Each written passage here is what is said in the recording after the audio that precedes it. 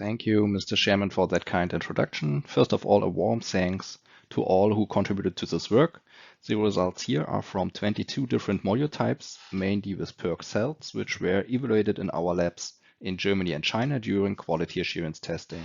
Don't expect now rocket science, but some statistics, lessons learned, and the one or other remaining question for the discussion. This is my table of content. We will start with a short motivation and introduction, then the current status in the industry on PID, results on PID, LeTID, and a case study. And with that, let's directly jump to the motivation. PID continues to be a relevant topic for operators and owners of PV plants. For more than 10 years of intensive research and experience in the scientific and consultant communities, the phenomena is well understood. However, new developments in solar PV module technologies have provided new challenges that need to be addressed. In their latest scorecard, people state many module data sheets continue to advertise products as PID resistant, but both the median and average degradation from PID was higher in the 2021 scorecard dataset than in the previous years, the highest in PV's history. And now let's shed some light on another degradation mode, which makes life of plant operators hard in those days. More and more operators suffer in their plants from LeTID, especially plants which were the first with PERC and PERC concepts. LeTID starts when operating temperatures reach above 40 degrees. Modern PERC and PERC cells are treated before module manufacturing, leading to historical low LID, but these treatments can increase LeTID susceptibility. Degradation eventually stabilizes and can recover over time, but regeneration rates vary. We have luckily a very innovative industry, but new module designs bring new challenges when it comes to PID result interpretation. Some brief facts. PERC is standard now for years, next cell concepts becoming mainstream. BFE is a mainstream technology and glass becomes more common. Variations in interconnection like jingling, multi-busbar, gluing instead of soldering means new chemistry and physics behind degradation modes. We see permanently new backsheet types and encapsulant, and also the system voltage increase. Other challenges come from a lack of data like unknown module type or an unknown status of the module stabilization in terms of LID and LeTID. And moreover, there's a lack of criteria. Manufacturers can easily state PID tested module type without value because no criteria is prescribed and no reference to a specific BOM is given. Often used bank criteria range from 3 to 5%, which is in my eyes too high, much too high. On this slide, you can find an overview of the different PID mechanisms found so far in literature. Historically, it started with the SunPower investigations on the N-type back contact cells. The PID shunting phenomenon here shown in column 2 is the most common and best investigated mechanism. Other effects are PID-P on the rear side, which is depolarization of the passivation layers and can be suppressed by light. Consequently, it has no field relevance but also lead to a PID-sensitive proven module in testing. PID-D stands for delamination, which happens not on cell but module level. It is provoked under positive and negative bias direction and high humidity. As often, temperature is the best acceleration factor and leads to various types of delamination of the laminate. And last but not least, we should amend this list by new findings, which appears as a grid corrosion on the front side under positive bias direction and will be later described. This brings me to my results. You can see in the graph the overall result summary.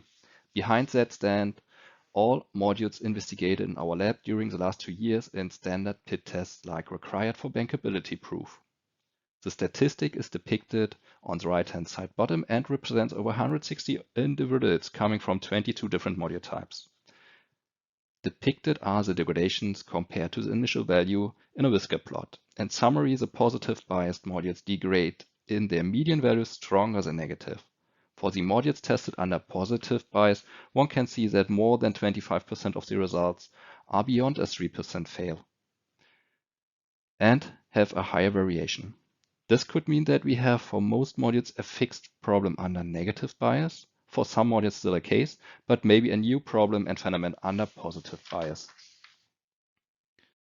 Let's take a more detailed view at the results. I selected 5 module types, and you see the degradation in power for both bias directions for the individual modules. For type A, black bars indicate here negative, and red bars the positive bias direction. Here the positive stressed modules show 2 to 3 times higher degradations. Let's jump to type C, where we can see a little bit less pronounced results, but very reproducible. Type D shows the most remarkable result. The positive stressed modules are 6 times more sensitive than the negative. Take a look to the blue bars representing damped reference modules. It looks like that we have a true degradation. Type E also shows sensitivity, but here in both bias directions, whereas positive is again stronger affected. And finally, type B, which is a glass-glass module and not glass backsheet like the others. All modules degraded independent from their bias stress. One can conclude that the PID test results are only triggered by the damped and not the bias. First, short summary. We found statistic relevant and in individual cases very significant results. Nevertheless, we doubted the results and did a few more investigations.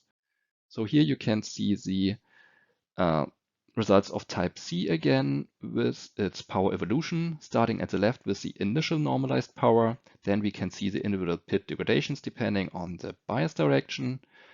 We planned a short light soaking, and beforehand we performed a power measurement and realized the power regenerated already, mostly the higher degradations.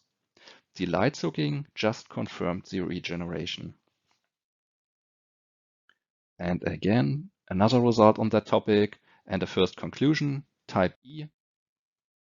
If we remember, on type E, it showed the stronger affection. First, the PID results were much more pronounced, and after a 3 weeks lab storage, the repeated power measurement revealed also in this case a strong regeneration. This happened only for the positive stressed modules in this case. And at this point, let me conclude already that it is essential to verify the PID results by a stabilization regeneration period. What remains is the question, do we see here a degradation which can be also correlated to field, or at which time scale does that maybe happen? So far in all our results, no visual degradation could be identified.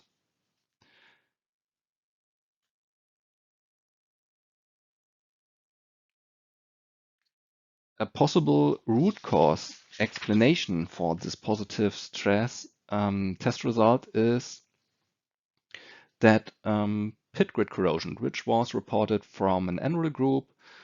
Their group exposed mini modules to PID stress and discovered under positive bias direction a corrosion at silver grid fingers with silver ion migration into the EVA. This led to a very strong cell degradation, especially in the photocount of 17%, but also the browning. This is to be expected on the long term. Keep in mind, they all treated the samples 3,000 hours long, which is 30 times longer than we did in the standard testing. Okay, let's do the same for LeTID, but briefly. We did the same and made a statistic to our findings. The sample size is significantly lower, and the procedure for LeTID is still under development.